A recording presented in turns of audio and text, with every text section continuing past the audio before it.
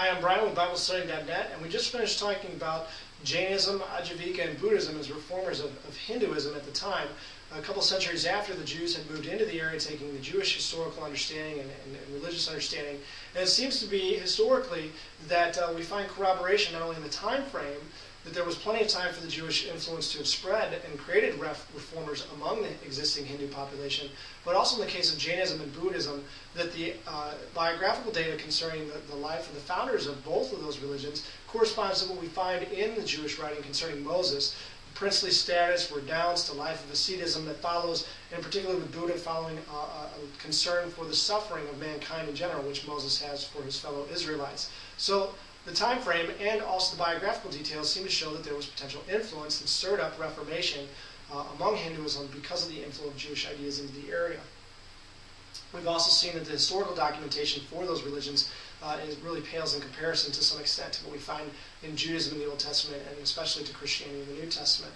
So the next group we want to talk about is Confucianism, although this is not really a world religion. Confucianism is more of an ethical or social system than it is a religious system. And so let's talk a little bit about Confucianism here. And Britannica tells us the time frame. It says that the way of life propagated by Confucius in the 6th to 5th century BC, so we're still talking about the same time frame. Perhaps Confucius was concerned with some of the changes that were taking place at that point because of reformations from an inflow of Jewish ideology. Who knows? I mean, so he wanted to preserve the existing social order. I don't know. The Columbia Encyclopedia tells us that Confucius lives from 551 to 479.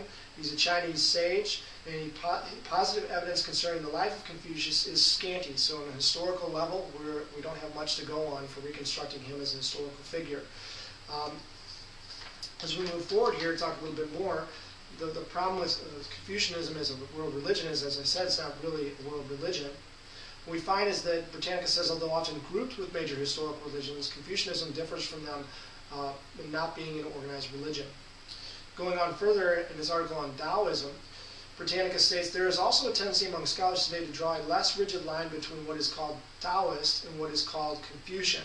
The two traditions share many of the same ideas about man, society, and the ruler, heaven, and the universe. And so really, if we want to ask about the religious content of Confucianism, we have to actually turn to Taoism, because Confucianism is really only getting a religious element in the form of Taoism.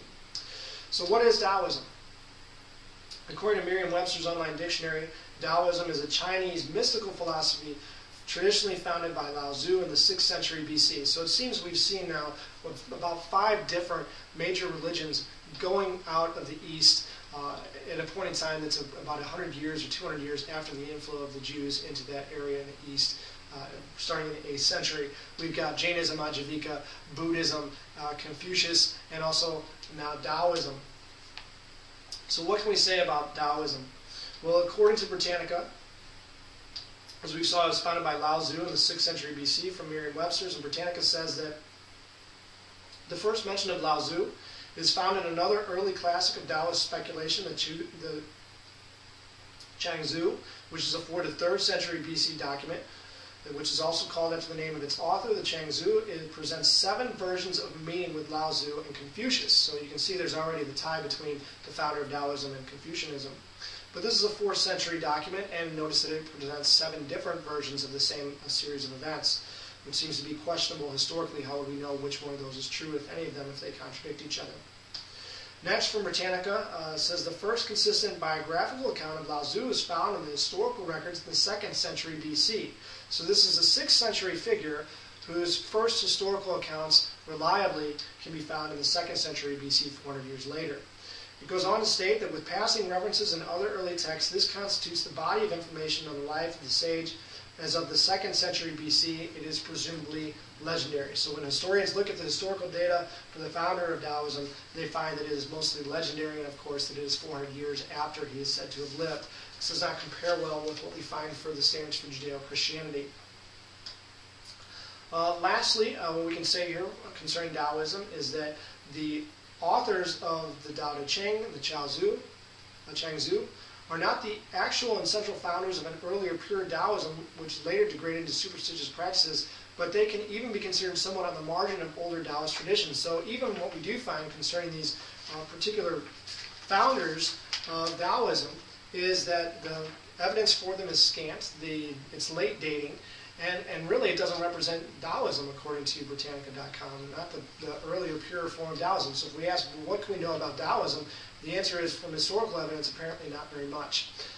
And so we'll continue to talk more about that and its mystical, what it means that it's a mystical religion, as well as what other mystical religions, as Hinduism, Jainism, Buddhism, and how that fits with our analysis of them historically here as we go forward.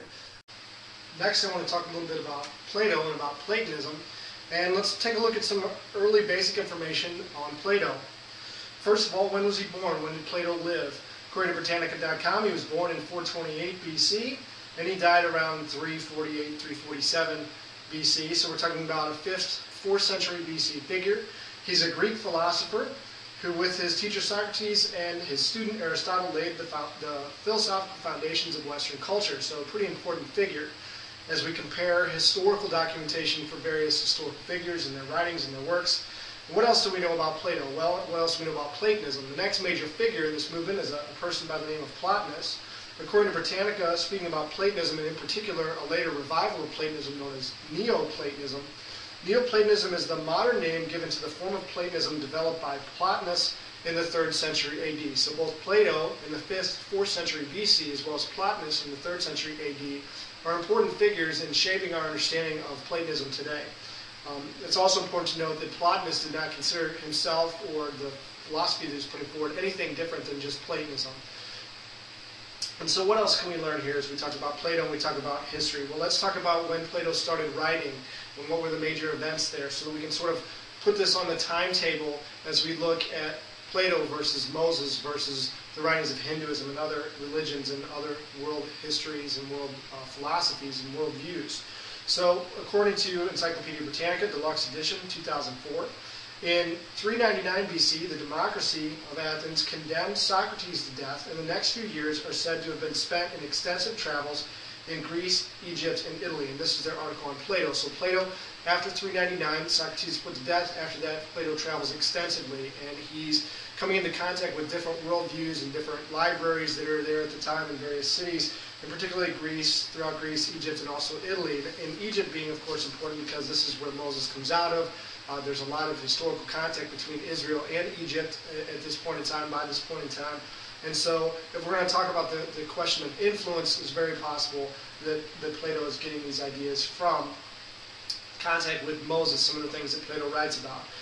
As it turns out, most of Plato's dialogues, all of his writings, actually all of them, not most of them, but all of them come after this point. According to Encyclopedia Britannica, in about 387, Plato founds the Academy. His literary career extended over the greater part of a long life. The Apology was written in the early 380s. The Laws, on the other hand, was the work of an old man. The notion of the tripartite soul were originated by Plato after the death of Socrates, and there is philosophical doctrine running throughout the early dialogues that has its main 3 features: the theory of knowledge as recollection, the conception of the tripartite soul, and most importantly, the theory of forms. So the central philosophical points of Plato's dialogues don't get written by Plato until 399 or thereafter, possibly starting in the 380s with the Apology, so after the death of Socrates. So that gives us a bit of a timetable. We're going to put this on pause for just a second and come back in a moment and kind of conclude with some thoughts on Plato.